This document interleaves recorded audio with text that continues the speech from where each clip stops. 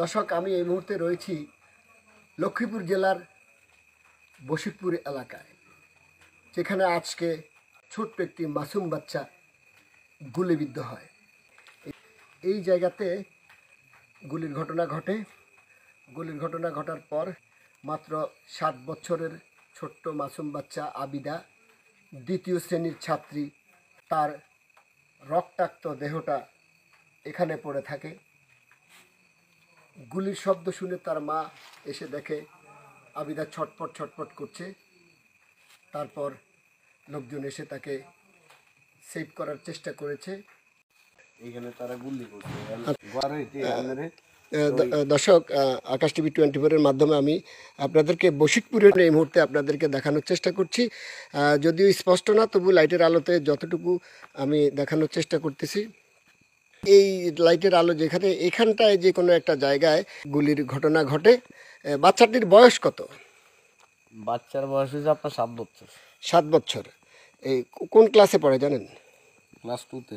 নিষ্পাপ একটি ছোট্ট মাসুম বাচ্চা গুলি খেয়ে এখানে পড়ে যায়। তারপর লোকজন এসে তাকে সেভ করার চেষ্টা করে এবং তাকে এই মুহূর্তে ঢাকা মেডিকেল কলেজে নিয়ে যাওয়া হয়েছে। সেখানে চিকিৎসাধীন অবস্থায় আছেন। আমরা তার পরিবারের পক্ষ থেকে, এখন রাত প্রায় 2টার কাছাকাছি, আমি তার পরিবারের কাছে জানতে পারলাম যে চিকিৎসাধীন অবস্থায় আছে, এখনও খুবই ক্রিটিক্যাল অবস্থায় আছে। যাই হোক দর্শক, ঘটনা তদন্ত চলছে।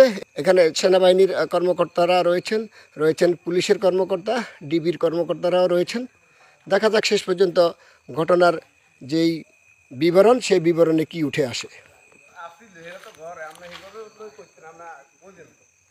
শৃঙ্খলা বাহিনীর বিভিন্ন স্তরের যে লোকজন, তারা তাদের কাজ করছেন। তোর কে গুলি করছে? তুই সত্যি কেন করছে? হ্যাঁ, কেন করছে? আমু, হ্যাঁ আমু, আবি দে, তোর কে গুলি করছে মা? হ্যাঁ, কষ্ট লাগে? তোর গুলি করছে তুই দেখছুনি? কে করছে? শৃঙ্খলা বাহিনীর লোকজন, তারা তাদের তথ্য সংগ্রহের জন্য যে কার্যক্রম, সেই কার্যক্রম চালিয়ে যাচ্ছেন।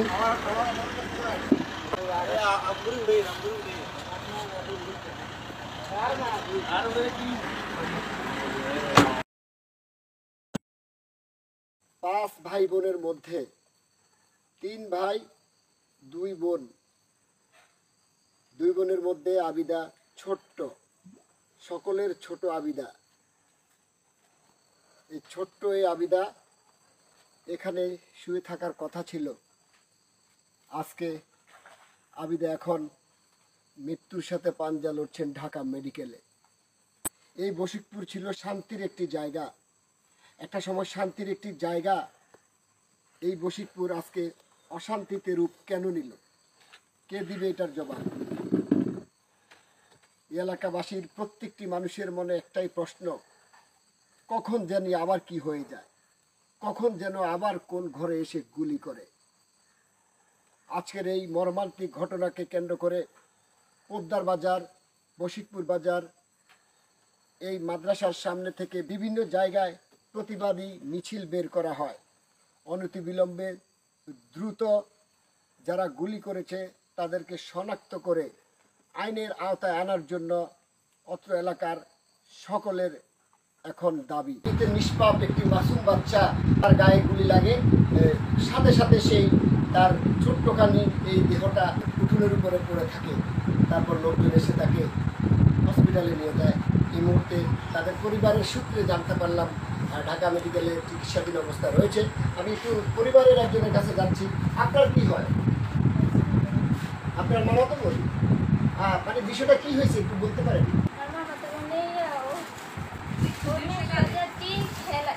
খেলার পরে ওখান থেকে হেসি করতে উঠছে, উনি বাবারে আল্লাহরে বাসারে এই কথাকে মারে মিটে করে শুরু করছে, কেউ আসি ধরে না। এবার আমার মা মানে যাওয়ার পরে আল্লাহরে বাসাতে এখানে আসবো। গুলিটা কে করেছে জানেন? গুলিটা করে মামা যখন জ্ঞান আসছে, বলতেছে যে